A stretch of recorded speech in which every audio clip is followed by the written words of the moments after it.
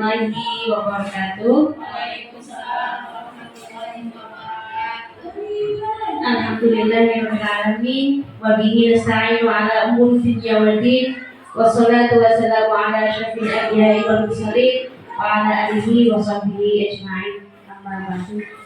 Yang saya hormati Kepala UPT SD Sudimaran Timur 2 Ibu Mas Diana MPD, dan yang saya hormati pula rekan-rekan guru SD Sudimaran Timur 2 yang hari ini dapat hadir dalam acara diseminasi aksi nyata modul 1.4 budaya positif.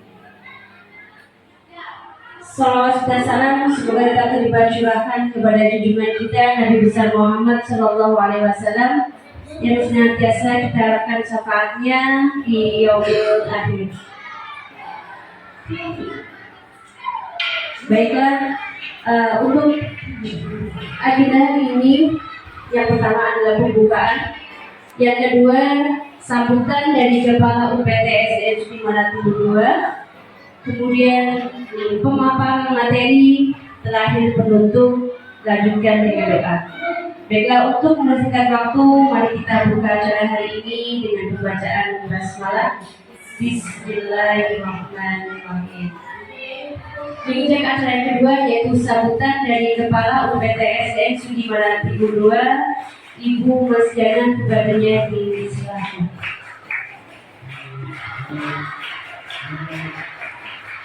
Assalamualaikum warahmatullahi wabarakatuh. Yang saya hormati Bapak dan Ibu Guru SDN Sudimaran Timur 2, lebih khusus Guru Siti Alia sebagai CGP. Pada hari ini teman kita Bu Siti Alia akan berbagi praktik baik dengan kita. Bapak Ibu, untuk hari ini teman kita Ibu Siti Alia akan berbagi praktik baik dengan kita. Karena beliau adalah calon guru penggerak, jadi ilmu-ilmu yang beliau dapatkan mudah-mudahan akan dibagikan dengan kita semua, dan mudah-mudahan ilmu yang beliau berikan nanti akan ada manfaatnya buat Bapak Ibu semua. Kemudian berbagi praktik baik tentang budaya positif. Jadi budaya positif apa yang beliau dapatkan di dalam CGP, dia akan bagikan dengan kita semua. Mudah-mudahan dalam pelaksanaan pembelajaran kita di kelas, kita sudah mengetahui apa saja budaya-budaya positif yang harus kita berikan kepada anak didik kita. Kemudian saya ucapkan terima kasih untuk Bu Siti Alia, kami semua, saya sebagai pimpinan, kemudian teman-teman semua, Bapak dan Ibu guru, mendukung semua kegiatan Ibu. Mudah-mudahan apa yang Ibu laksanakan, Ibu lakukan semuanya akan berjalan lancar, dimudahkan oleh Allah Subhanahu wa taala. Dan mudah-mudahan yang Ibu berikan kepada kami semuanya ilmu-ilmunya akan bermanfaat bagi Bapak dan Ibu guru semua. Mungkin hanya itu yang bisa saya sampaikan Bapak dan Ibu, lebih kurangnya mohon maaf. Saya akhiri dengan wabillahi taufiq wal hidayah. Assalamualaikum warahmatullahi wabarakatuh. Terima kasih atas sambutannya. Baiklah, teman-teman semuanya, kita mulai saja untuk topik pembahasan hari ini. Ada 6 topik yang nanti akan coba saya paparkan, jelaskan. Tetapi bukan berarti saya lebih hebat, lebih mumpuni dari teman-teman semua. Saya di sini hanya masih belajar untuk meningkatkan pemahaman saya terkait dengan materi-materi yang ada dalam pendidikan guru penggerak ini.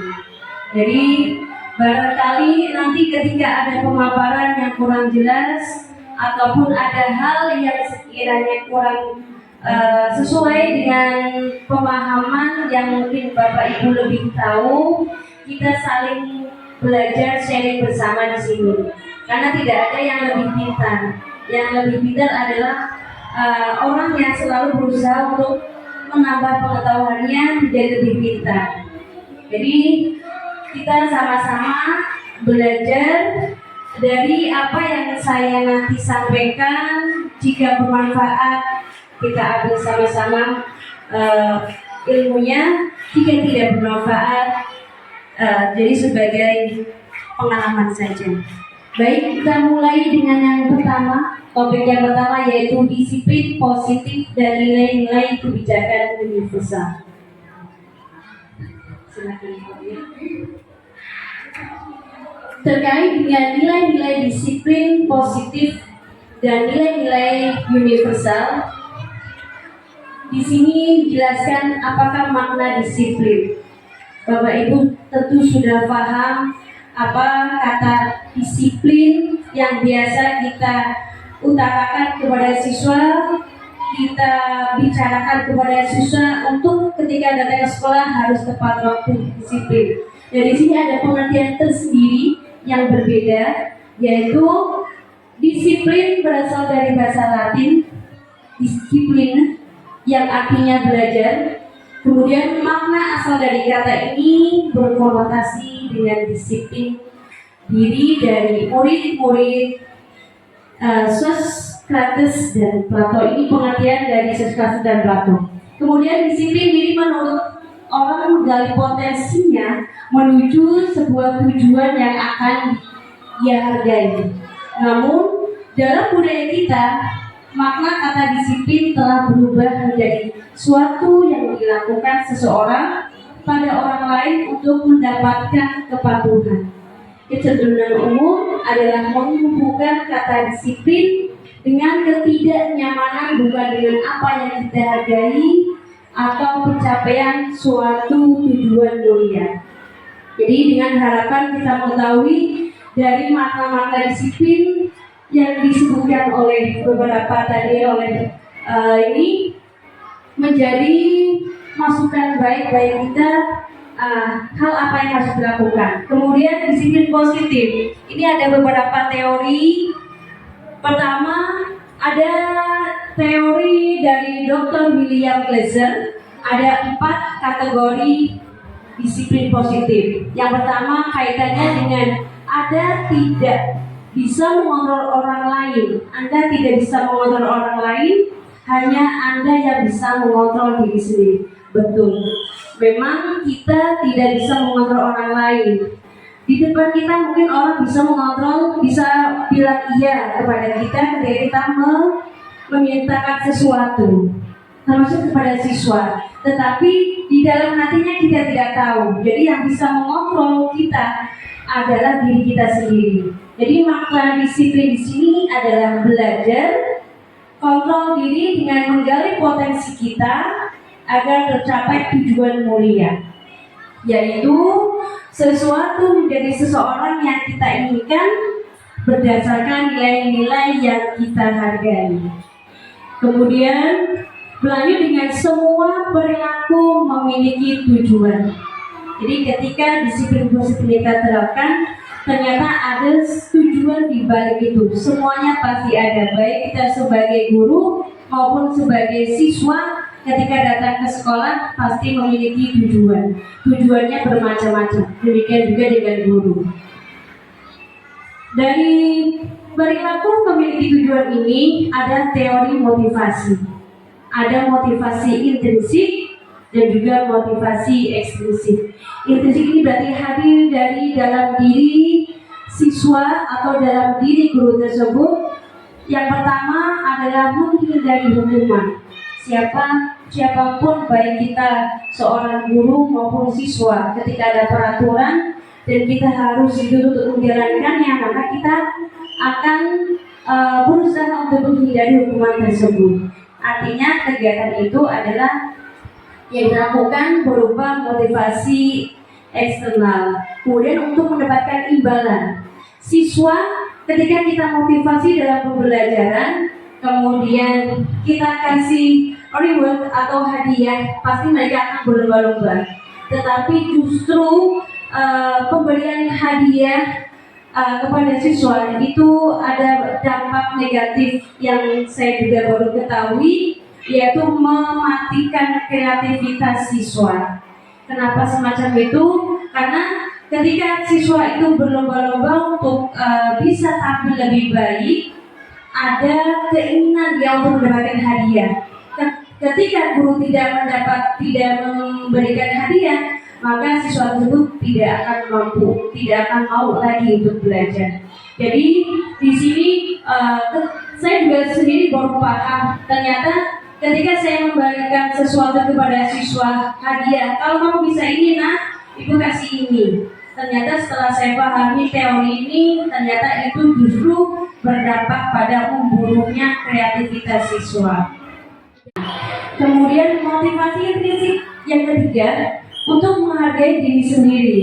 Nah, menghargai diri sendiri ini bisa terbentuk ya dari cara kita memberikan motivasi kepada siswa bahwa tidak semua kegiatan pembelajaran yang dilakukan guru harus memberikan sebuah hadiah, kaitannya dengan motivasi eksternal tadi. Kemudian nilai-nilai kebijakan universal. Nilai-nilai kebijakan universal ini juga sudah ada dalam profil pelajar Pancasila. Salah satunya adalah bertakwa kepada Tuhan Yang Maha Esa. Di sini kita bisa membangun anak kita untuk jujur, kemudian percaya diri, kemudian mandiri, kreatif. Ini termasuk dalam nilai-nilai kebijakan universal. Jadi seorang siswa jika memiliki nilai-nilai yang dapat kita bangun dan kita terapkan melalui penerapan P5, maka nilai-nilai kebijakan universal di dalam diri siswa akan tumbuh. Kemudian dari nilai-nilai tersebut, maka kita nanti akan bisa membuat keyakinan kelas. Kemudian nilai disiplin positif yang ketiga adalah model berpikir menang-menang. Kemudian dilakukan kolaborasi dan menuntut menciptakan pilihan-pilihan baru. Nah, disiplin positif ini dengan cara berpikir menang, ini ada sebagai motivasi bagi siswa supaya siswa menganggap dirinya itu mampu, memiliki kemampuan yang sama dengan teman-temannya, menang dan menang. Nah, dari sikap ini maka akan timbul kita sebagai guru harus memiliki 5 posisi kontrol. Nanti kita jelas, nanti coba saya paparkan untuk bagaimana 5 posisi kontrol seorang guru yang sebaiknya kita lakukan dan apa yang dipilih agar motivasi dari anak itu bisa tumbuh. Kemudian realitas atau kebutuhan kita berbeda. Kita berusaha memahami pandangan orang lain tentang dunia. Setiap orang memiliki gambaran berbeda. Ini termasuk juga dalam 5 kebutuhan dasar manusia yang nanti juga akan dipaparkan lebih lanjut. Nilai-nilai kebijakan yang tadi sudah saya sebutkan, yaitu terkait dengan nilai yang ada dalam profil pelajar Pancasila: mandiri, beranalitis, kebinekaan global, gotong royong, dan kreatif. Kemudian setiap individu memiliki suatu tujuan, itu yang dari Dr. William Desa. Dengan mengaitkan nilai kebijakan yang diyakini seorang, maka motivasi intrinsiknya akan terbangun, sehingga menggerakkan motivasi dalam diri untuk mencapai tujuan mulia yang diinginkan. Kemudian teori motivasi, hukuman, dan penghargaan serta restitusi.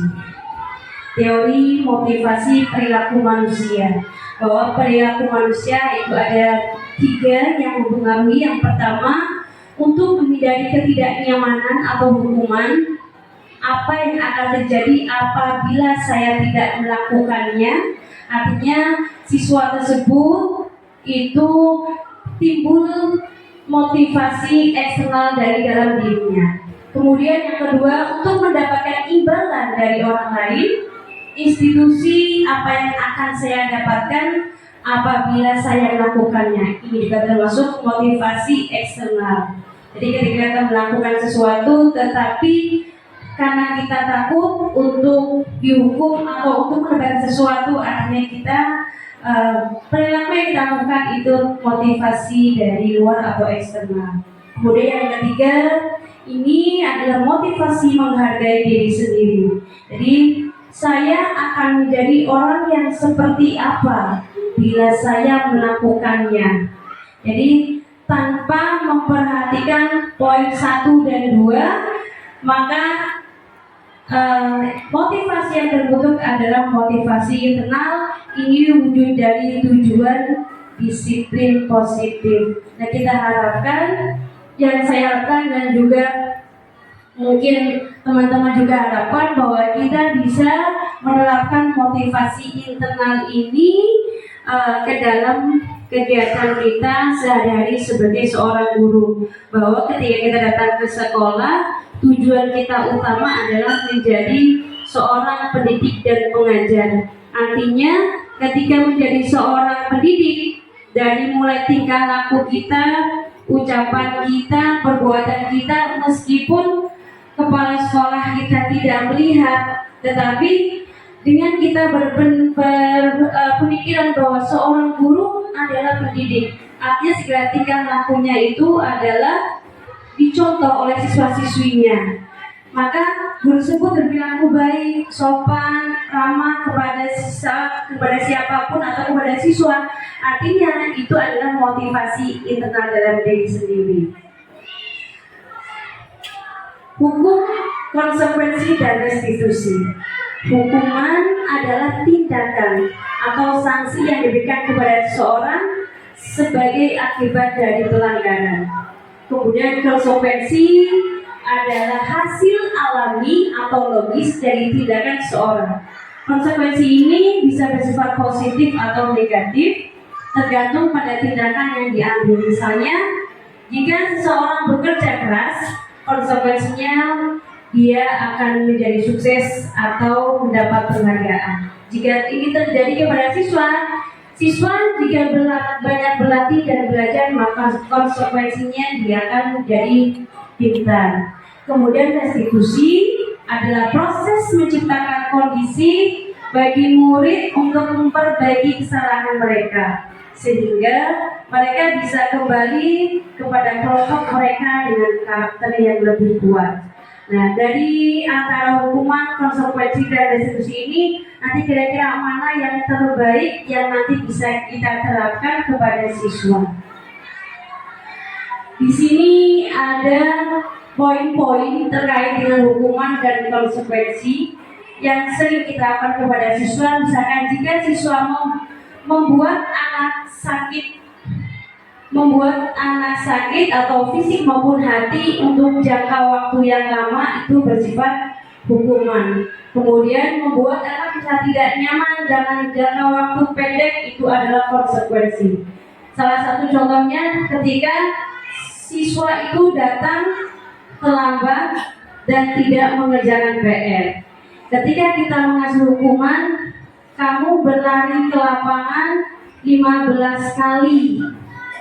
Artinya kita sudah melakukan hukuman kepada siswa tersebut, sehingga siswa itu secara fisik dia tidak akan mengalami namanya sakit, tetapi sakitnya ada di mentalnya dalam waktu jangka yang lama. Karena ketika dia lari di lapangan, banyak yang terjadi pada dirinya. Yang pertama adalah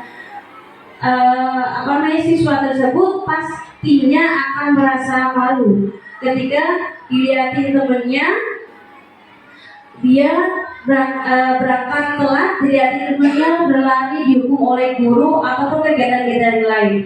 Artinya ini akan dampak yang lama bagi siswa tersebut. Kemudian yang kedua, bedanya dengan konsekuensi, membuat anak bisa tidak nyaman dalam jangka waktu pendek. Misalkan ketika anak tidak mengerjakan PR atau datang terlambat, anak disuruh untuk baca doa di depan. Atau misalkan guru nambah tugasnya, jadi hanya pada saat itu saja anak merasa diberikan sanksi atau hukuman, tetapi tidak dalam jangka waktu panjang. Kemudian anak membenci kedisiplinan, ini yang dikhawatirkan tumbuhnya rasa ini ketika kita melakukan sesuatu hukuman kepada siswa. Kemudian anak menghargai disiplin kalau kita konsekuensi. Artinya ketika kita terapkan dalam kegiatan sehari-hari, ketika siswa datang terlambat, kemudian kita menyuruhnya untuk lari di lapangan atau kegiatan-kegiatan yang lain yang mempermalukan siswa, maka siswa akan membenci tentang kedisiplinan yang diterapkan oleh sekolah atau oleh guru tersebut. Kemudian jika anak yang ketika datang terlambat, kemudian kita memberikan hukuman sesuai dengan kemampuan dia dalam pendidikan, maka anak tersebut akan menghargai disiplin. Oh, ternyata ketika saya terlambat, saya mendapatkan ilmu. Tetapi memang kemungkinan waktu mainnya akan berkurang. Itu jika konsekuensi. Kemudian hukuman bersifat paksaan, sedangkan konsekuensi bersifat stimulus atau tanggapan. Kemudian selanjutnya mendorong anak menyakiti diri sendiri, mendorong anak agar mudah menyesuaikan diri, ini itu konsekuensi. Nah, yang paling sebenarnya yang kita khawatirkan sebagai pendidik ketika memberikan hukuman kepada siswa, kemudian siswa itu tidak mampu untuk melakukannya, maka yang dikhawatirkan adalah dampaknya mendorong anak menyakiti diri sendiri. Saya pernah mengalami siswa saya sendiri ketika saya mengajar, tangan siswa saya itu ada yang disayat pakai jarum. Ketika saya tanyakan, karena merasa tidak disayangi oleh orang tua, merasa tidak diperlakukan adil, selalu tidak pernah diperhatikan, makanya dia termasuk dalam kategori yang hukum. Ketika dia melakukan kesalahan, langsung oleh orang tuanya langsung dihukum dengan hukuman yang dia benar-benar tidak sukai. Artinya akan mendorong anak siswa tersebut menyakiti diri sendiri. Nah, bedanya dengan konsekuensi adalah mendorong anak untuk mudah menyesuaikan diri. Jadi ketika anak melakukan kesalahan kayak seperti di rumah, kemudian kita ajak bicara, sebenarnya penerapan konsekuensi ini sebenarnya harus ada kesepakatan dari dua orang tersebut. Apakah kegiatan dilakukan, jika dilakukan apa dampaknya, apa konsekuensinya. Itu biasanya untuk penerapan konsekuensi itu udah dilakukan sebelumnya. Ketika dalam misalkan contoh dalam pelajaran, ketika siswa tidak mengerjakan PR, maka ketika jam istirahat siswa tersebut tidak istirahat, atau ketika datang terlambat ke sekolah 10 menit, maka jam istirahatnya 10 menit kita kurangi. Nah, itu termasuk kategori konsekuensi. Kemudian hukum, konsekuensi, dan restitusi. Ini saya gabungkan antara hukuman, konsekuensi, dan restitusi supaya bisa mempermudah mana yang lebih bagus kita terapkan antara hukuman, konsekuensi, atau restitusi terhadap pola perilaku siswa kita di sekolah. Contoh, dalam hukuman, sesuatu yang menyakitkan harus terjadi. Dalam konsekuensi, sesuatu harus terjadi. Kemudian restitusi merupakan pilihan. Jadi contoh misalkan sesuatu yang menyakitkan harus terjadi, ya tadi siswa dihukum ketika terlambat sekolah. Dan kalau konsekuensi, jadi sudah ada kesepakatan terlebih dahulu antara guru dengan siswa. Kemudian sedangkan restitusi itu merupakan pilihan. Jadi anak dilatih untuk mencari solusinya sendiri terhadap kesalahan yang mereka lakukan.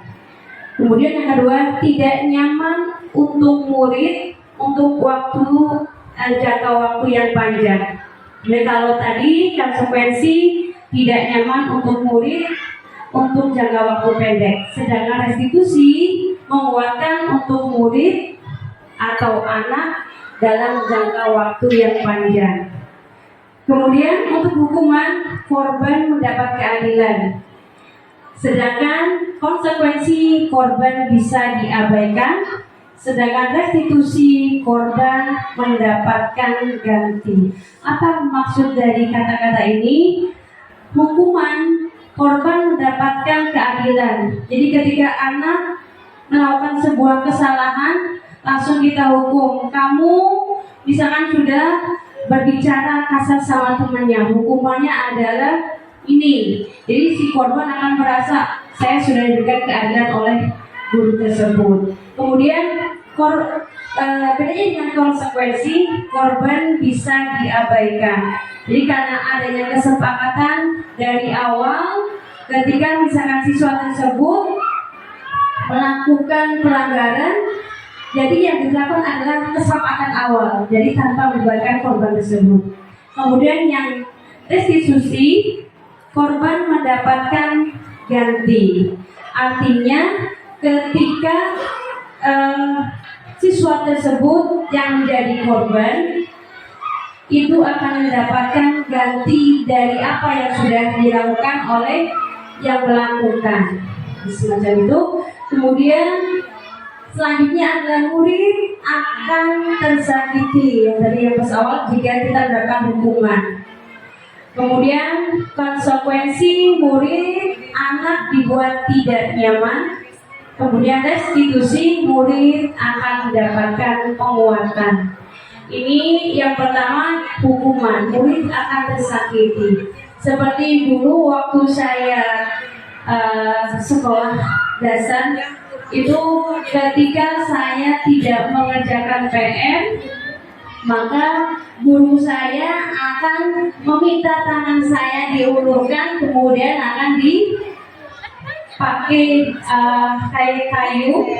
Nah itu sering, tapi memang tidak terlalu sakit, tetapi itu berdampak bagi saya sendiri. Sampai sekarang masih teringat-ingat guru tersebut. Kemudian yang kedua yang pernah saya alami sendiri ketika waktu sekolah dasar mendapatkan hukuman dari guru, ketika nilai matematika saya jelek, buku saya dibakar di depan kelas. Ini hukuman dari guru saya. Nah sampai sekarang pun betul memang bahwa dari dampak itu jangka panjang. Sampai sekarang saya sudah menjadi guru, tetapi dampak dari cara pengajaran guru saya dulu sampai sekarang saya masih terbayang-bayang. Ketika buku saya di depan terus dibakar oleh guru sambil dilihatin teman-teman. Kemudian konsekuensi, murid anak dibuat tidak nyaman. Jadi ketika anak itu melakukan kesalahan, bagaimana cara guru itu biar anak itu tidak mengulangi lagi? Artinya anak semua tidak dibuat rasa nyaman, kayak tadi datang telat, istirahatnya dikurangi, atau tidak mengerjakan soal ditambah. Jadi ada rasa tidak nyaman dari konsekuensi perbuatan yang siswa lakukan. Nah, sedangkan untuk restitusi, murid atau anak mendapatkan penguatan. Jadi ketika anak datang terlambat, kita tidak akan langsung menghukum, mengejudge bahwa anak ini salah, harus beri hukuman, harus diberikan konsekuensi. Tetapi kita tanyakan kembali bagaimana siswa itu bisa datang terlambat, kemudian hal apa yang membuat dia terlambat dan apa yang akan dia lakukan sesudahnya supaya dia tidak datang terlambat lagi. Nah itu untuk restitusi. Sebenarnya ada videonya, tetapi karena memang hari ini ada masalah jaringan, jadi mohon maaf untuk videonya tidak saya tampilkan. Nanti mungkin lain waktu bisa kita sharing untuk perbedaan antara hukuman, konsekuensi, dan restitusi melalui sebuah video.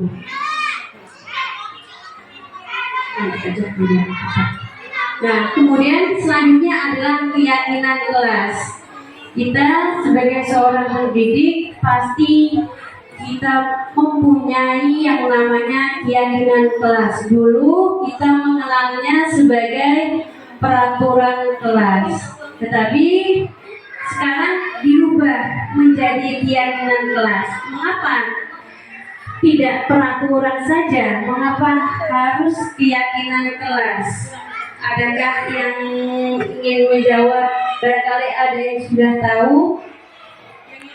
Kenapa kita harus merubah yang tadinya peraturan kelas menjadi keyakinan kelas? Karena peraturan itu sifatnya memaksa, sedangkan keyakinan kelas itu adalah kesepakatan antara guru dengan siswa tanpa adanya paksaan. Tetapi kalau masih berupa peraturan, artinya yang buat hanya sepihak, hanya guru, tidak melibatkan siswa, sehingga menjadi keyakinan kelas. Dan dalam proses pembuatannya pun antara keyakinan kelas dan peraturan kelas itu pasti berbeda. Kemarin saya sudah membuat dengan siswa saya keyakinan kelas. Jadi apa yang mereka inginkan, apa yang mereka harapkan, terwujudnya kelas yang ideal yang mereka harapkan, sehingga dengan harapan tersebut muncul keinginan mereka untuk lebih semangat lagi belajar, lebih semangat lagi memotivasi dirinya untuk lebih baik. Jadi kita sama-sama merubah. Saya juga baru pertama kali merubah yang awalnya saya bikin peraturan kelas, kemudian saya bikin kesepakatan kelas, dan yang sekarang keyakinan kelas. Jadi saya mengalami 3 kali perubahan. Dari 3 kali perubahan ini yang saya rasakan sesuai dengan keinginan siswa adalah keyakinan kelas. Jadi ketika siswa melakukan sesuatu yang tidak disepakati berdasarkan keyakinan kelas, maka siswa tersebut tanpa harus dihukum, dia akan sadar dengan sendirinya. Itu harapan dari pembentukan keyakinan kelas. Kemudian, apa bedanya peraturan kelas dengan keyakinan kelas? Peraturan selalu kembalikan buku ke tempatnya, dicontoh kalimatnya. Kemudian keyakinan kelas tanggung jawab. Jadi yang ditekankan adalah tanggung jawab. Ketika mengambil sebuah buku, artinya dia harus mengembalikan ke tempatnya tanpa harus dipaksa, tanpa harus diingatkan. Kemudian dilarang mengganggu orang lain. Nah, dilarang mengganggu orang lain ini biasanya siswa itu iseng. Di kelas saya pun pas awal-awal itu sama, suka membicarakan atau memanggil nama orang tua sebagai candaan. Artinya itu udah tindakan mengganggu orang lain. Tetapi ketika kemarin kita membuat keyakinan kelas dan sudah dijelaskan kepada siswa apa dampak-dampaknya, alhamdulillah sekarang jadi sudah mulai memahami bahwa kita harus menghormati orang lain sebelum kita dihormati oleh orang lain. Karena ketika kita menghormati orang lain, artinya kita sudah menghormati diri sendiri. Itu yang saya tanamkan kepada siswa. Ketika kita membicarakan orang tua kita di depan teman-teman atau membicarakan, memanggil nama orang tua kita atau orang tua teman sebagai candaan, artinya kita juga sudah mempermalukan orang tua kita sendiri. Kemudian hadir di sekolah 15 menit sebelum pembelajaran dimulai. Ini peraturan, sedangkan untuk keyakinan kelas adalah menghormati orang lain dan berkomitmen. Karena dari awal sudah ada komitmen, ketika datang terlambat bagaimana komitmennya. Kemudian dilarang melakukan kekerasan. Keyakinan kelas menekankan pada keselamatan, menghormati orang lain. Jadi untuk peraturan kaitannya dengan kalimat masih bersifat negatif, sedangkan pada keyakinan kelas ini sudah beralih kepada kalimat yang positif. Contoh kalimat peraturan kelas yang saya rubah ketika dituliskan bahwa siswa tidak boleh membuang sampah sembarangan.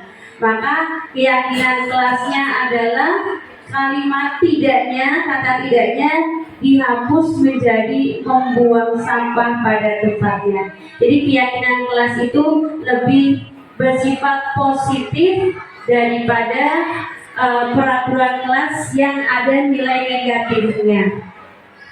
Kemudian selanjutnya dilarang menggunakan narkoba. Nah, kalau di sini alhamdulillah tidak pernah dan sampai.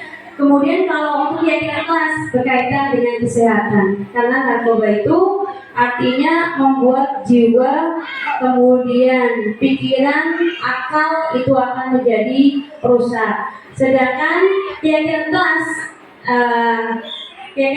bukan pada kesehatan, bahwa dampak dari penggunaan narkoba itu akan membuat kita menjadi sakit. Nah, kemudian artinya kita mengurangi umur kita sendiri. Itu juga yang dijelaskan kepada siswa. Kemudian gunakan masker. Nah, pada peraturan kelas hanya menekan pada peraturan harus menggunakan masker, sedangkan pada keyakinan kelas lebih menekankan pada manfaatnya, bahwa penggunaan masker itu untuk keselamatan dan keamanan. Ini ketika masa pandemi. Tapi kalau sekarang alhamdulillah sudah jarang siswa menggunakan masker, termasuk kita, karena memang kondisinya sudah berubah. Tapi tetap kita menghargai teman, menghargai orang lain. Ketika kita merasa fisik kita tidak sehat, maka secara dengan kesadaran diri kita harus menggunakan masker dalam melakukan aktivitas, termasuk di dalam kelas dengan siswa. Jangan berlari di kelas atau koridor. Nah, ini untuk peraturan kelas, sedangkan pada keadaan kelas berupa keselamatan, penekanannya pada keselamatan. Baik. Kemudian kita breaking sebentar, karena masih ada materi juga, biar lebih fokus lagi, biar lebih ini lagi. Silakan Bapak Ibu kita berdiri, kita breaking dulu sebentar. Ya. Ininya yang gampang saja, saya cari yang model-model zaman dulu breakingnya, jadi mungkin sudah familiar untuk kalimat ini.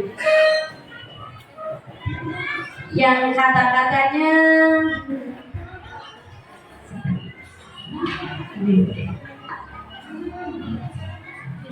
Marina menari di atas menara, di atas menara, Marina. Gampang kalimatnya. Marina menari di atas menara, di atas menara. Marina menari, Marina menari di atas menara, di atas menara. Marina menari. Gampang ya? Gampang ya Bu ya? Coba ya. Coba. Marina, baik tempel di bibir. Marina menari di atas menara, di atas menara. Marina menari, Marina menari di atas menara, di atas menara. Marina menari. Nah, coba kalau kita acak, coba ya Bu ya. Kalau Marina di pipi, menari di bawah, di atas, tangannya ke samping, menara di atas. Oke, kita coba melatih konsentrasi. Betul, itu juga hafal banget. Kita mulai ya. Menari Marina di atas menara, di atas menara. Menari Marina, menari menara, di atas menari, menari di atas Marina menari. Oke, terima kasih. Semangat Bapak Ibu. Sejenak menghilangkan stres kita biar bisa fokus lagi. Sebenarnya saya punya tepuk, ya silakan. Tapi nanti ya itu lain waktu aja. Kita lanjut untuk yang kedua. Ini materi berarti yang ke materi yang saya dan kebutuhan dasar manusia. Bahwa manusia itu memiliki kebutuhan dasar yang harus dipenuhi. Jika tidak terpenuhi, maka akan terjadi perilaku yang negatif atau tidak baik dari akibat perilakunya tersebut. Yang pertama, 5 kebutuhan dasar manusia adalah bertahan hidup. Baik manusia, hewan maupun tumbuhan itu pasti memiliki cara untuk bisa bertahan hidup. Kemudian yang kedua, kekuasaan atau power. Kita membutuhkan kekuasaan untuk bisa mempengaruhi orang lain. Salah satunya kita sebagai seorang guru, kita harus bisa memiliki power, kekuatan di mana kita bisa menularkan kepada siswa supaya siswa tersebut mampu mengikuti apa yang kita inginkan. Nah, itu bisa terbentuk jika kita menjalin hubungan komunikasi yang baik antara siswa dengan guru. Maka dengan kita bisa menjalin hubungan komunikasi yang baik antara guru dengan siswa, maka tumbuh power seorang guru yang dapat diikuti, dipatuhi oleh murid. Kemudian kebebasan atau freedom.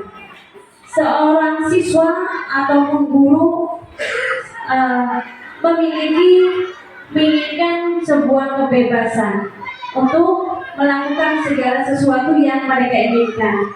Tetapi memang ada batasan-batasannya. Sebagai seorang siswa memiliki kebebasan untuk memilih cara belajarnya. Maka di kurikulum Merdeka ini siswa diajarkan untuk mengembangkan potensi yang ada pada dirinya sesuai dengan minat dan bakatnya. Dan ketika kita mengajar pun kita memberikan kebebasan kepada siswa terkait dengan gaya belajar mereka. Kemudian kesenangan, kita juga membutuhkan kesenangan. Selain siswa juga membutuhkan kesenangan. Makanya kenapa dalam pembelajaran harus diselipkan ice breaking itu supaya dari siswa yang mulai jenuh, yang mulai bosan dapat kembali lagi fokus. Demikian juga dengan kita sebagai seorang pendidik, kita juga pasti merasa bosan, jenuh. Kita membutuhkan kesenangan atau hiburan. Kemudian selanjutnya adalah kasih sayang dan rasa diterima. Love me.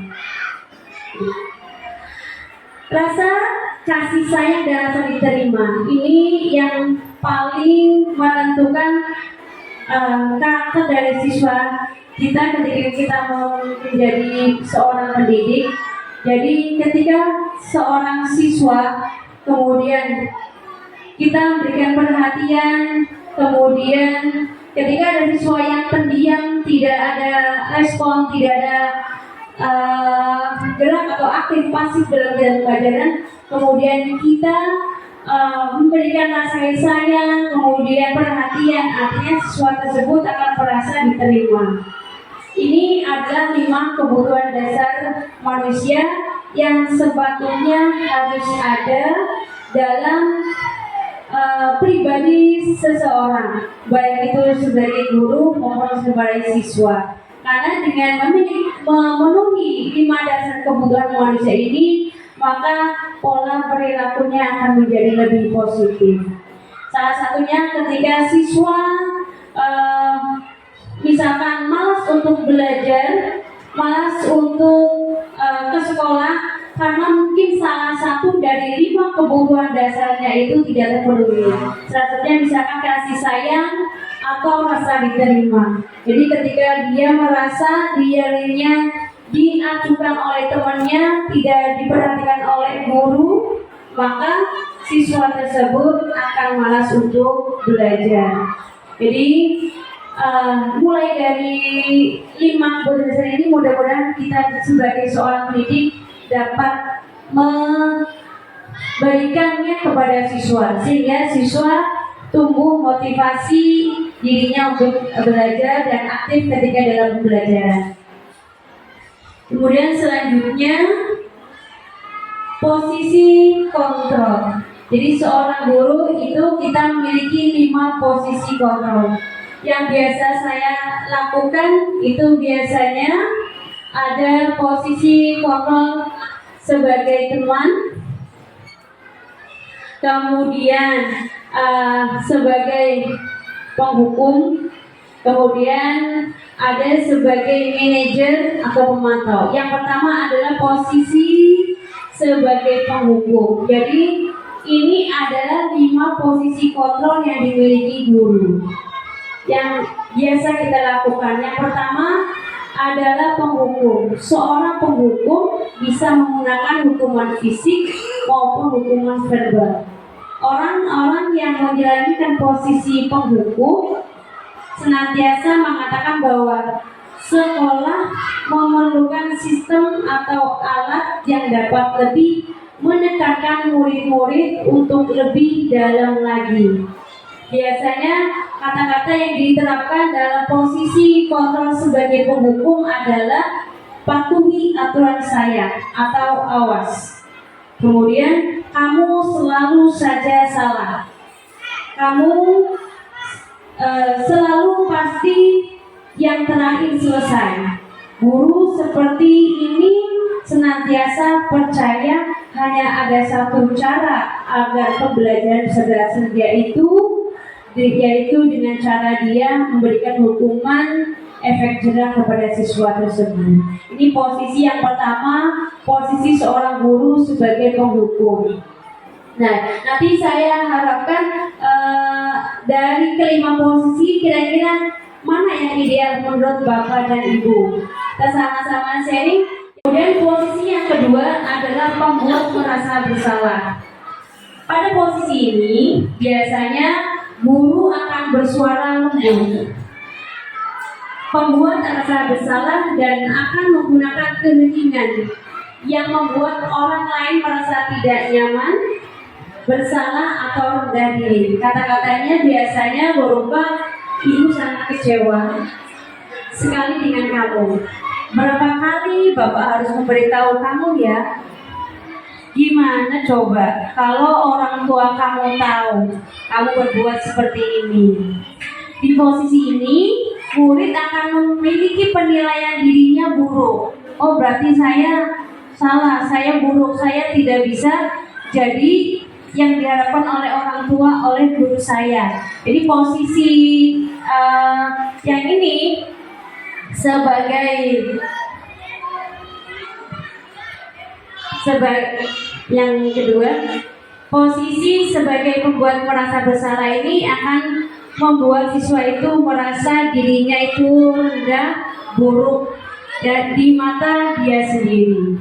Kemudian posisi yang ketiga adalah posisi sebagai teman.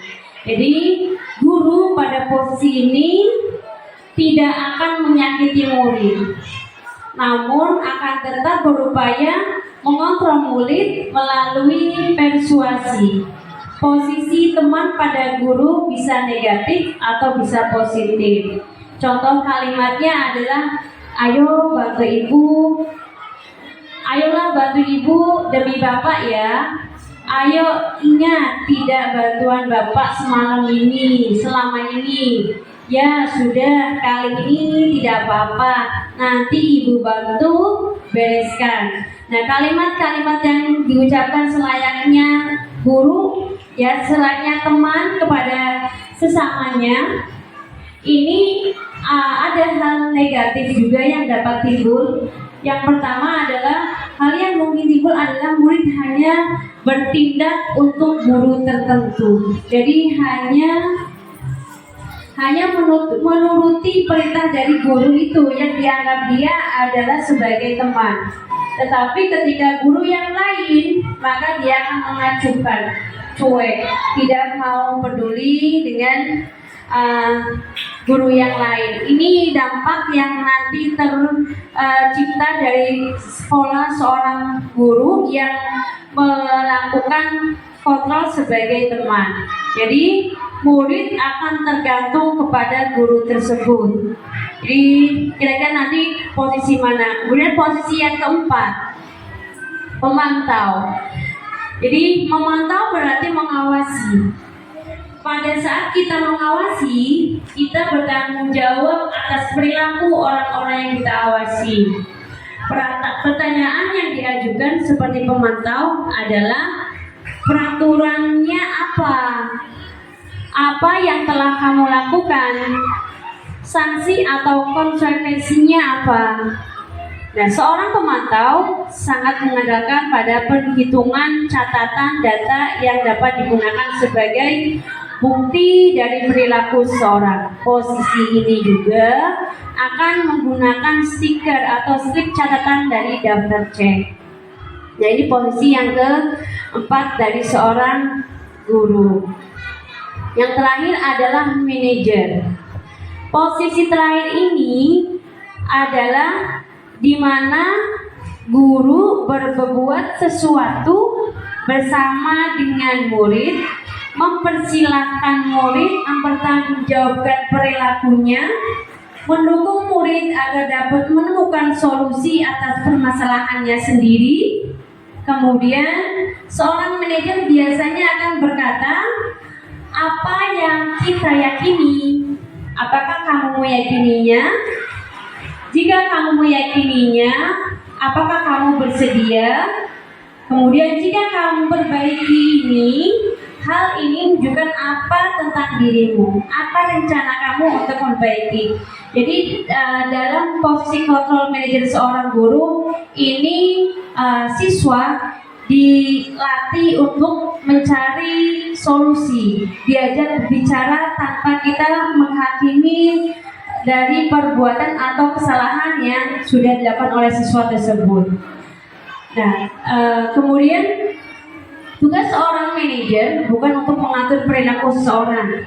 Kita membimbing murid untuk mengatur dirinya. Seorang manajer bukannya memisahkan murid dari kelompoknya, tetapi mengembalikan murid tersebut ke kelompok dengan lebih baik dan kuat. Kira-kira dari 5 posisi kontrol ini, Bapak dan Ibu pilih yang mana? Apakah sebagai pemantau, teman, penghukum, ya, atau sebagai manajer? Pada awal pembelajaran, sebelum saya paham ini, saya menerapkan posisi saya sendiri itu sebagai penghukum sekaligus teman. Karena posisi ini menurut saya awalnya itu adalah posisi yang sangat ideal, bahwa ketika siswa melakukan kesalahan ya kita harus hukum. Tetapi ketika siswa itu tidak melakukan kesalahan, maka kita akan melakukan dia seperti layaknya teman, jadi keakraban. Tetapi dengan seiringnya saya memahami modul pembelajaran ini, ternyata 2 posisi yang saya terapkan dalam perilaku saya sehari-hari di kelas ternyata tidak tepat. Justru yang paling tepat adalah posisi sebagai manajer, karena ini posisi yang paling sangat ideal, karena siswa akan dilatih ketika dia melakukan kesalahan, akan dilatih untuk mencari solusinya sendiri. Kemudian dari sikap manajer ini maka siswa akan timbul rasa bertanggung jawab. Tetapi kalau kita menggunakan penghukum dan juga sebagai teman, ketika misalkan gurunya sendiri tidak hadir, ketika ada guru yang menggantikan di kelasnya, maka siswa tersebut akan cuek, tidak memperdulikannya. Itu dampak yang sangat-sangat tidak kita harapkan dari siswa-siswi kita. Jadi memang sangat susah menjadi posisi manajer, karena seorang guru harus melatih siswa tersebut dari mulai rasa tanggung jawabnya, kemudian membantu menemukan solusi dari permasalahan yang siswa tersebut lakukan. Nah, posisi manajer adalah posisi yang sangat ideal sebagai seorang guru. Maka begitu kita bersama-sama merubah pemikiran kita yang tadi mungkin awalnya kita lebih fokus menjadi penghukum dan sebagai teman. Nah, kita coba beralih menjadi posisi yang sangat ideal yang dapat membantu kreativitas siswa, lebih tanggung jawab, lebih mandiri, yaitu sebagai posisi manajer. Nah, kemarin saya sudah praktekkan kepada siswa tentang posisi sebagai manajer, bahwa dengan simulasi ketika siswa itu datang terlambat dan berbicara menggunakan kata-kata kasar. Jadi ketika siswa melakukan berbicara dengan kata-kata kasar, posisi yang saya coba terapkan adalah posisi manajer. Jadi dengan menggali apa penyebabnya, kemudian masalahnya apa, solusinya bagaimana, terus keyakinan kamu jika kamu melakukan itu apa akibatnya bagi kamu sendiri. Jadi itu mudah-mudahan kita bisa menerapkan posisi yang 5 ini sebagai seorang manajer. Kemudian posisi yang materi selanjutnya,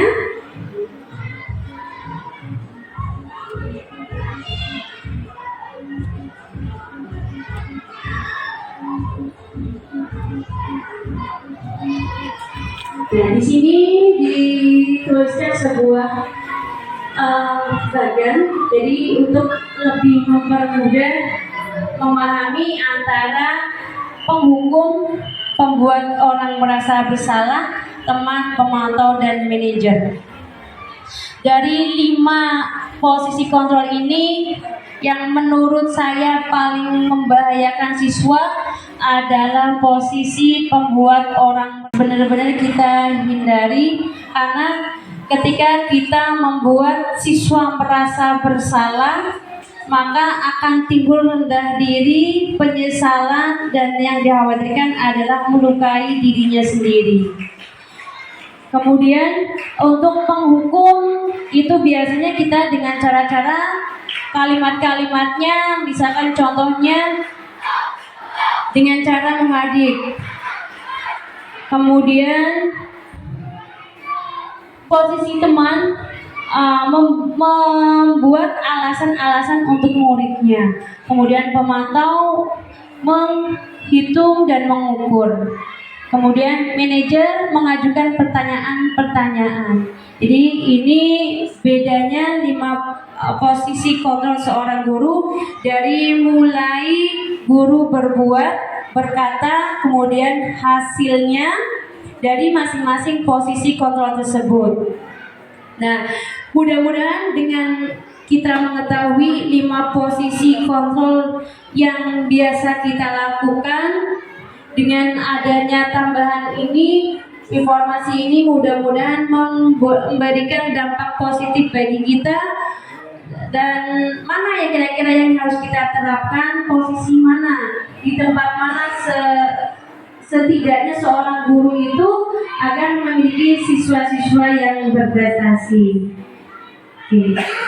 Kemudian dari 5 posisi kontrol ini melanjut kepada materi selanjutnya berkaitan dengan segitiga restitusi. Ini materi terakhir ke-6, materi penutup segitiga restitusi.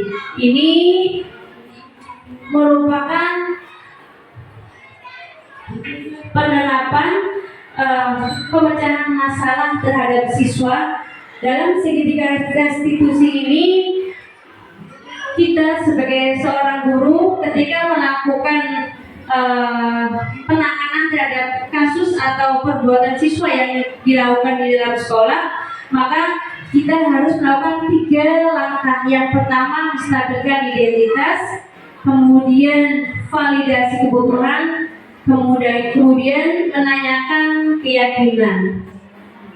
Nah, dari segitiga ini, bagaimana untuk poin-poinnya? Nah, ini ciri-ciri untuk penerapan restitusi dalam penanganan sebuah masalah atau kasus. Yang pertama, bukan untuk menebus kesalahan, namun untuk belajar dari kesalahan.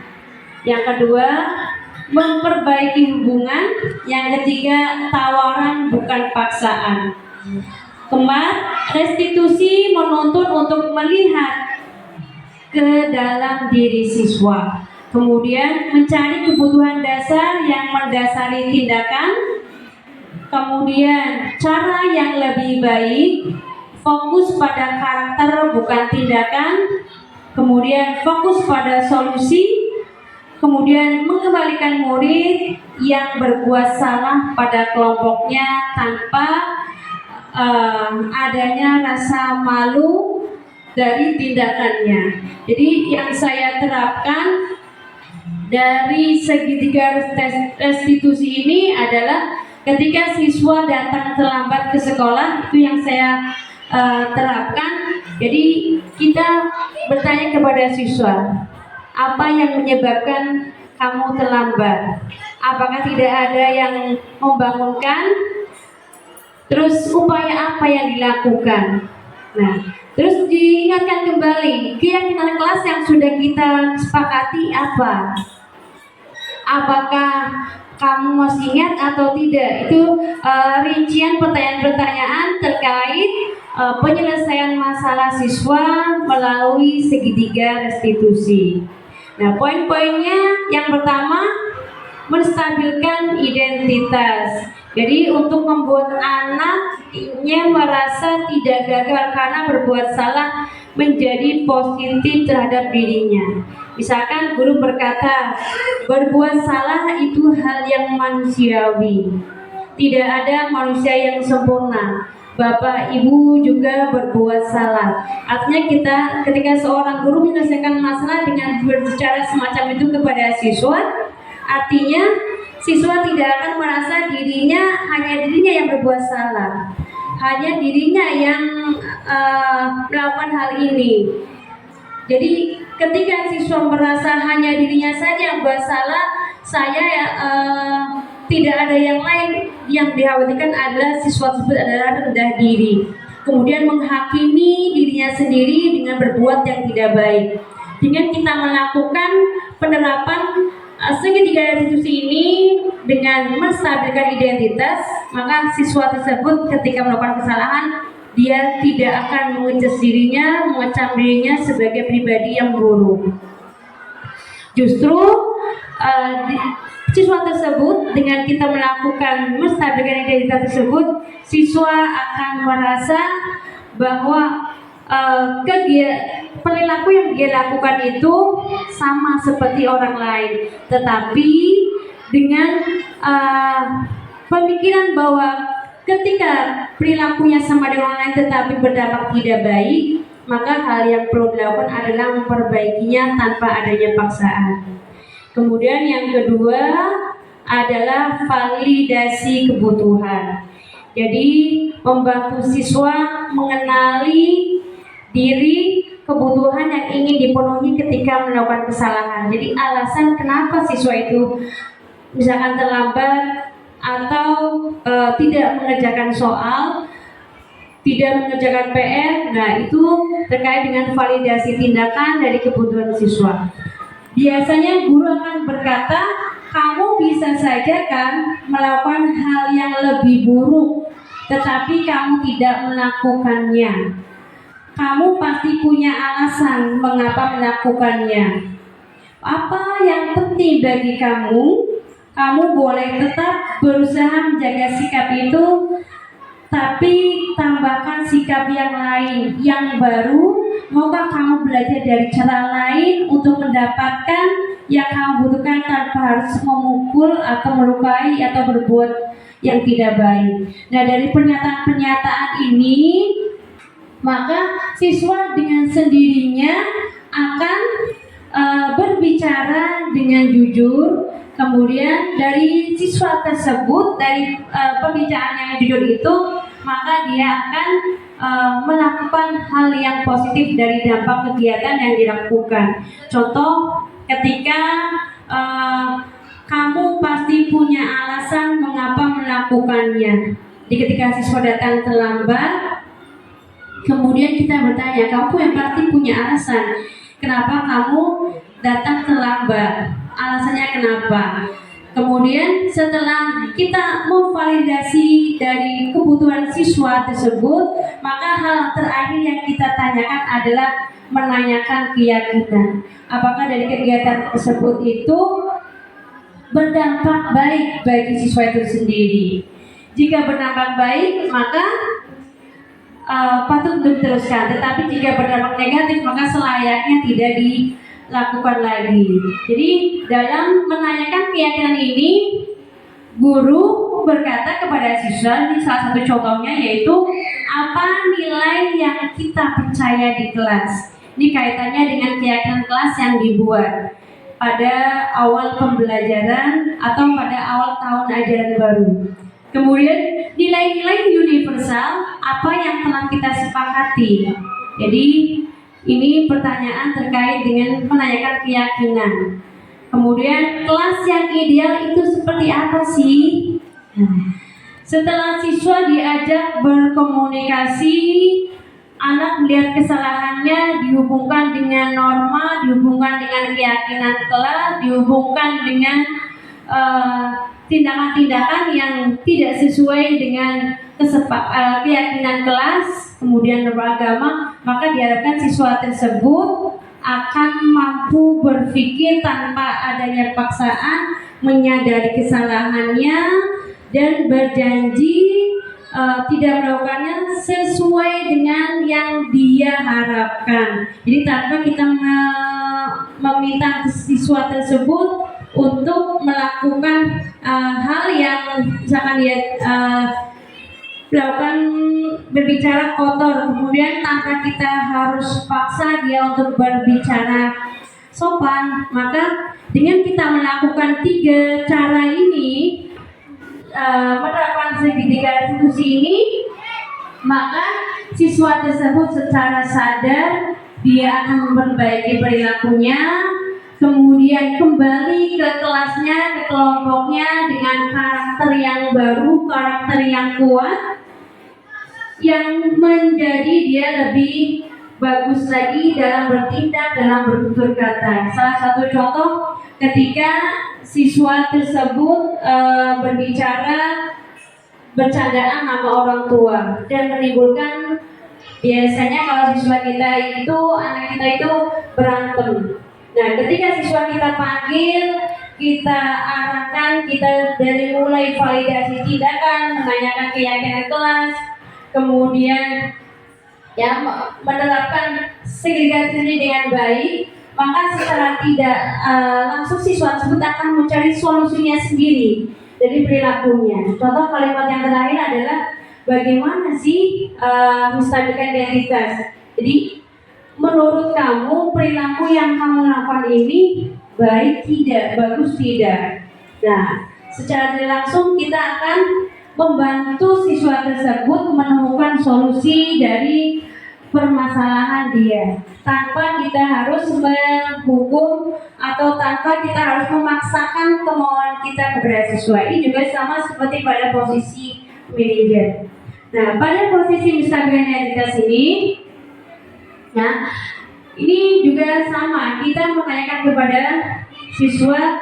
Jadi yang saya harapkan ketika ada kasus-kasus di dalam sekolah, di dalam kita memberikan kepada siswa, kita dapat menerapkan rancangan dari segitiga restitusi ini dalam menyelesaikan kasus di kelas, karena ternyata ini dampaknya sangat bagus sekali. Siswa tidak akan terasa terhakimi, kemudian dengan sendirinya siswa itu akan menyadari kesalahannya dan tidak akan melakukan kesalahan yang sama atau kesalahan-kesalahan yang lain di lain waktu. Ini yang diharapkan manfaat dari kita melakukan penyelesaian masalah dengan menerapkan segitiga restitusi.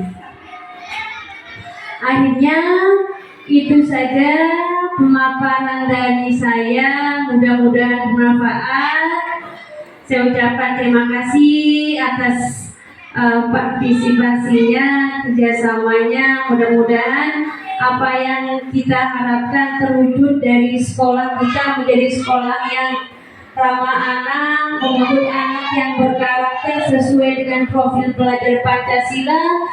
Kita dapat mewujudkan semuanya itu dengan tanpa kita harus menjatuhkan siswa kita ketika melakukan kesalahan. Kita bangun karakter siswa kita menjadi lebih baik, menjadi siswa yang unggul, berprestasi dengan anak dan dengan kemampuan pengetahuan teknologi yang lebih baik. Kiranya itu saja yang dapat saya sampaikan. Saya akhiri. Wassalamualaikum warahmatullahi wabarakatuh.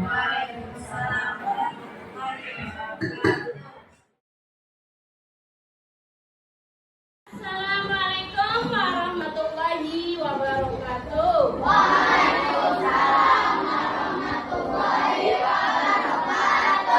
Selamat pagi anak-anak. Hari ini kita akan membuat keyakinan kelas kita supaya kamu ketika ada di sekolah itu merasa aman, nyaman, dan senang. Jadi kita membuat sesuai dengan kelas yang ideal yang kita mau. Dulu kita mengenal yang namanya peraturan kelas, kemudian berubah menjadi kesepakatan kelas. Nah, kalau sekarang kita buat keyakinan kelas, apa bedanya? Ada yang tahu perbedaan keyakinan kelas dengan kesepakatan kelas? Siapa yang tahu? Apa kesepakatan kelas? Apa lagi?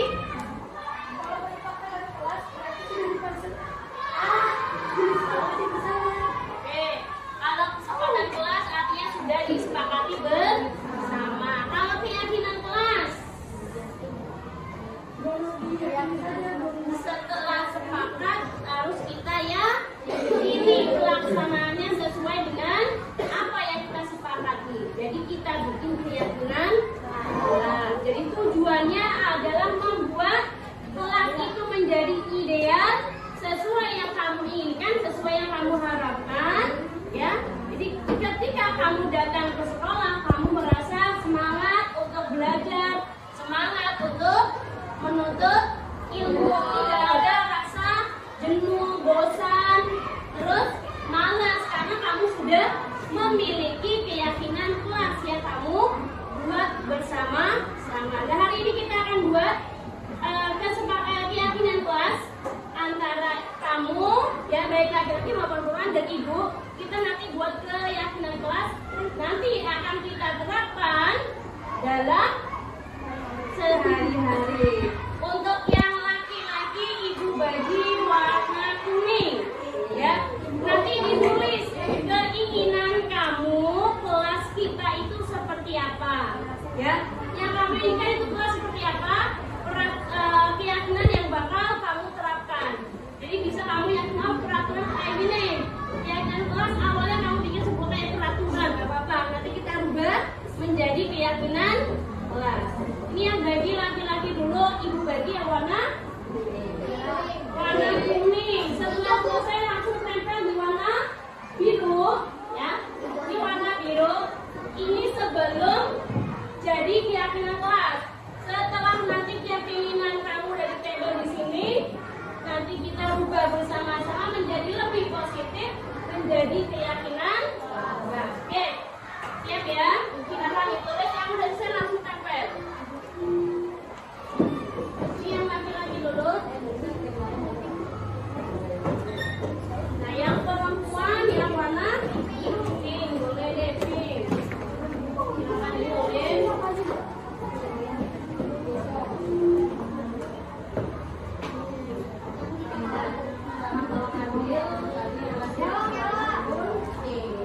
Siapin alat tulisnya, alat tulis sesuai dengan keinginan kamu kelasnya seperti apa, peraturan yang ingin kamu sepakati untuk di kelas ini supaya kamu nyaman itu seperti apa juga.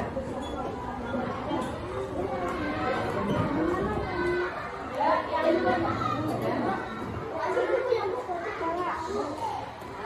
kalau udah selesai, langsung tempel di depan.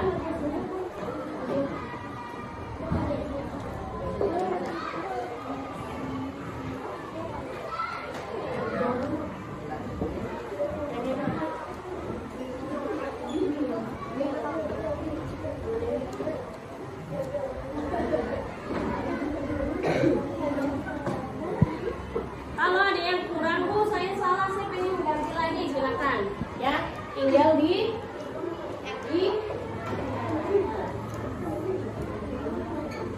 yang ini belum bagian kayak warna ini nggak apa ya? Ya, habis.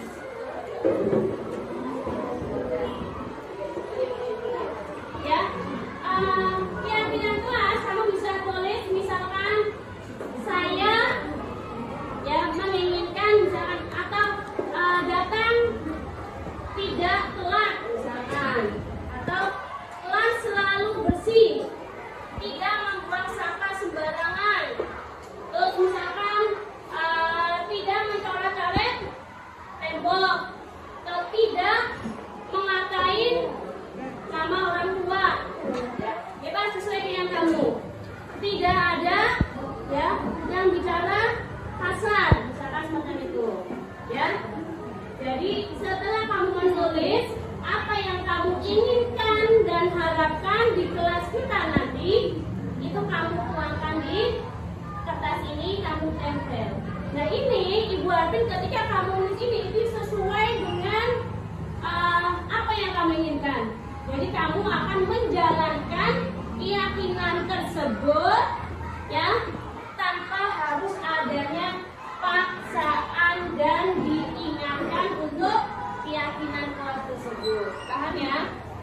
Kan misalkan saya tidak akan mengatai teman. Saya tidak akan bercanda ketika guru menerangkan. Saya tidak akan berpakaian tidak sopan atau duduk tidak sopan. Terserah ya. Silakan nanti ditempel di sini. Ya, boleh. Jadi yang ditulis yang enggak ada lemnya ya. Nanti yang ada lemnya buat ditempel.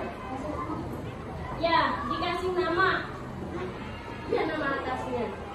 Misalkan Ibu nulis yang membuangkan nama panggilan saja.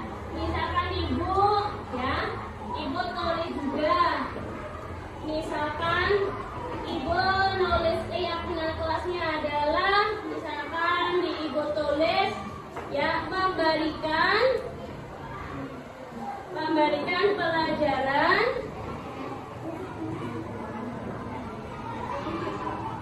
dan perlakuan yang sama kepada seluruh peserta didik, misalkan macam itu.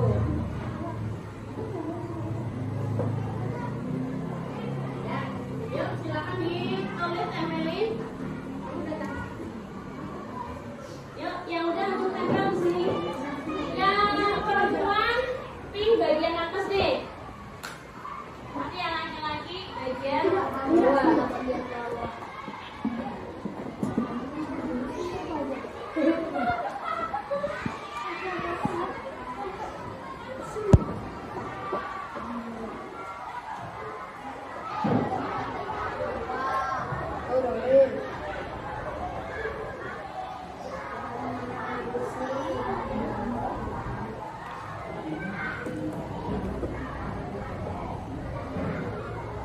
misalkan ibu juga ibu tulis, ibu tempel di sini. Yang lain ayo silakan. Kamu pengennya kelas seperti apa? Kelas yang ideal yang membuat kamu itu nyaman ketika ada di sekolah, tidak merasa terancam, ya, tidak merasa diacuhkan, tidak merasa tidak memperhatikan. Ya, langsung tempel. Jangan nunggu lama-lama. Yang laki-laki belum ada nih. Ya, tempelin. Ya, harapan kamu di kelas itu yang laki-laki bagian bawah, biru ya di situ boleh.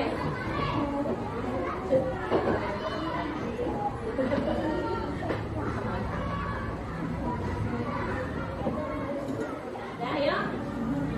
Misalkan yang maksudnya itu saya tidak akan berbicara kasar misalkan.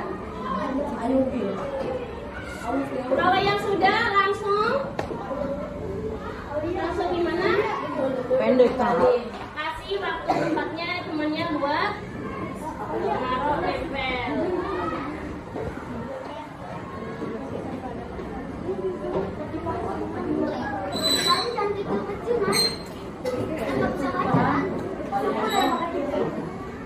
Yang baca nanti udah ya cepet ya.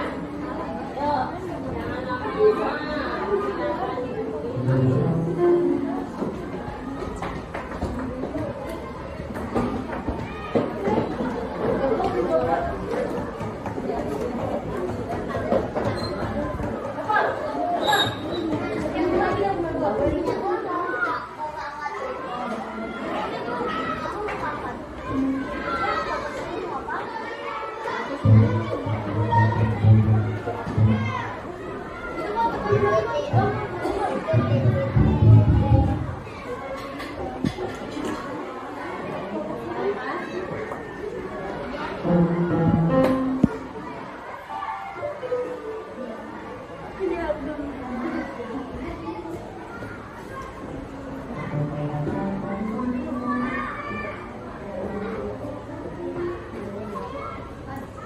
Saudara semua,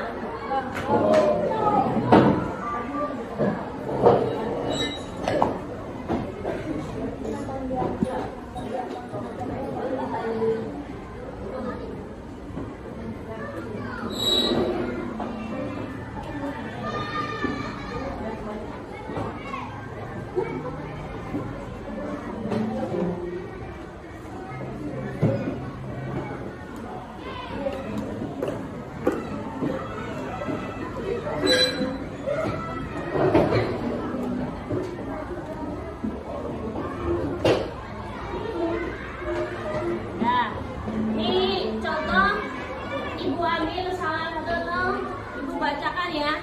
Ini misalkan dari Yoko, saya ingin kelas yang bersih, tidak mengejek teman yang berbeda suku.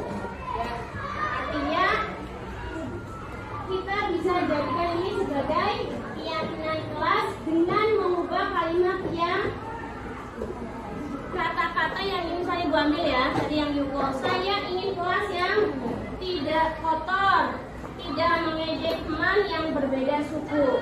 Kita ubah kalimat keyakinan kelas ini menjadi lebih positif. Berarti yang pertama saya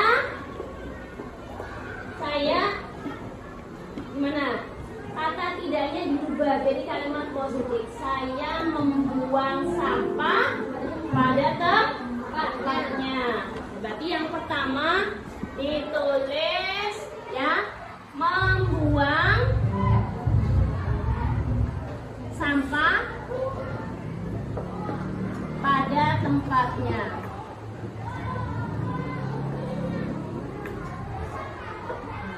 Kemudian harapan yang kedua adalah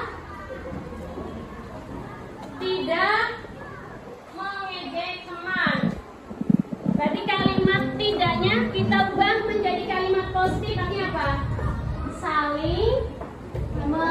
menghargai antar teman. Oke. Ini saling menghargai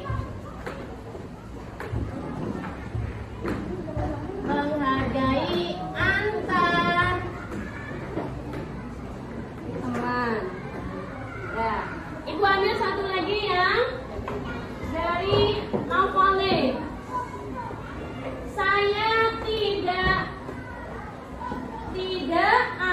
Saya ingin tidak ada yang mengatain orang tua. Saya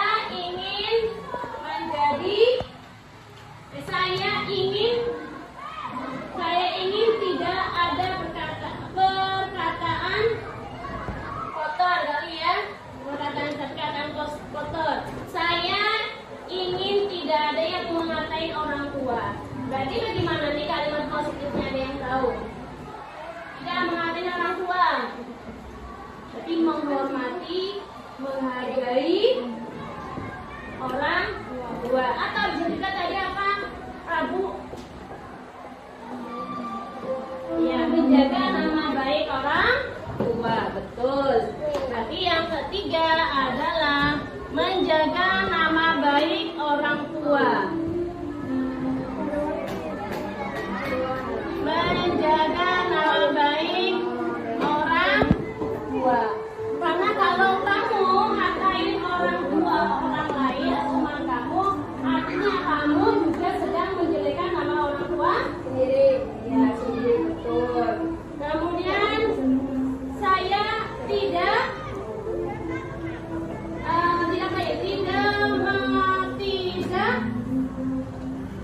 melakukan perkataan yang kotor. Berarti apa? Kali positifnya berbicara dengan sopan pintar. Ya, berbicara dengan sopan.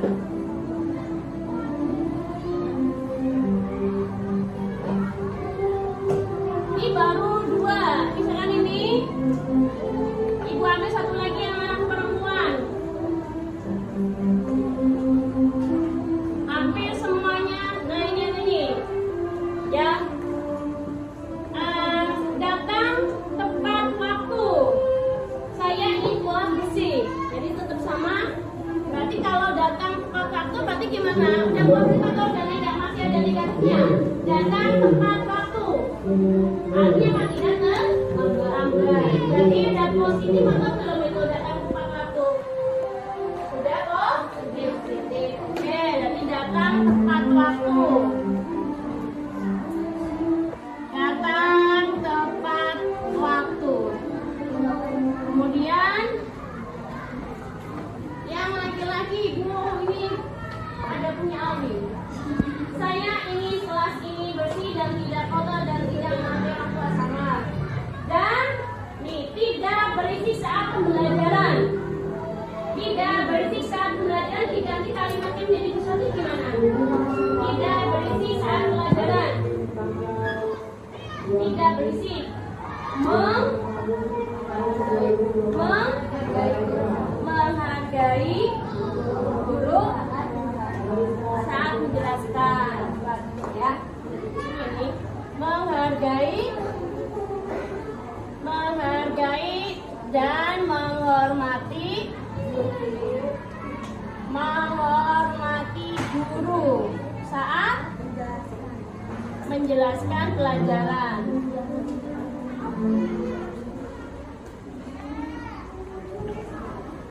Jadi Ibu harapin ketika ini diterapkan, ya, keyakinan kelas kita, berarti ketika ada guru yang sedang menerangkan atau teman kamu sedang menjelaskan, kamu harus menghargai, menghormati. Dengan cara bagaimana? Yang mendengarkan, tidak berisik. Betul.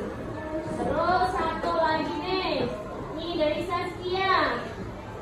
Tidak mengatakan nama orang tua sudah, alat besi sudah. Yang beda lagi ya Bu. Ini beda jatuh kan Ibu ambil ya. Kemudian ini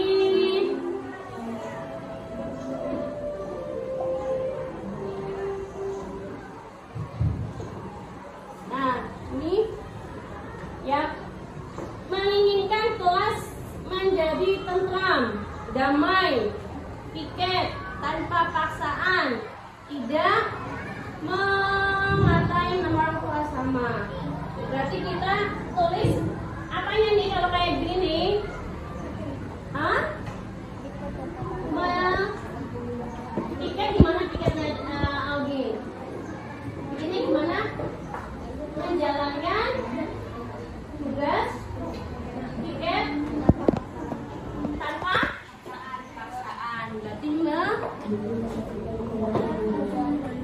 melaksanakan tugas piket tanpa tanpa paksaan sesuai jadwal piket kelas. Satu lagi nih, kita lengkapi yang 8. Tidak berisik saat pelajaran, tidak berbicara kasar, tidak berisik pelajaran. Tadi sudah ya. Berbicara dengan sopan, menghargai dan menghormati guru. Kalau misalkan ini berbicara kasar, artinya bisa dengan guru, bisa dengan teman. Berarti kalimatnya apa? Berbicara sopan kepada siapapun dan siapa saja. Terakhir ya. Berbicara sopan kepada siapa saja. Oke. Nah, ada 8 kesepakatan ya yang kamu bikin, kita ubah menjadi keyakinan kelas yang ibu harapkan ketika kamu sudah membuat keyakinan kelas ini, kamu dapat menerapkan ini dalam kehidupan kamu sehari-hari, baik di rumah ataupun terutama di sekolah. Karena ini murni sendiri dari hati kamu. Ibu tidak memaksakan kamu harus begini, kamu harus begini, tidak. Tapi ini sesuai dengan keinginan kamu yang kamu harapkan kelas ini menjadi kelas yang ideal, ya. Jadi mulai hari kapan kita mulai keyakinan kelas kita? Hari Senin. Mulai sekarang. Kenapa harus nunggu hari Senin lama? Sekarang, karena kita menginginkan kelas yang ideal itu bukan nanti, tapi sekarang. Sekarang nggak pengen kelas yang ideal, nggak pengen kelas yang tenang, maunya ribut. Enggak ya. Artinya keyakinan kelas yang kita bikin ini kita terapkan sekarang. Dan itu saja ya yang dapat ibu sampaikan. Kita akhiri dengan bacaan hamdalah. Alhamdulillahirabbil alamin. Kita dapat menerapkan keyakinan kelas yang kita buat dengan penuh tanggung jawab. Ya, ibu akhiri. Wassalamualaikum warahmatullahi wabarakatuh.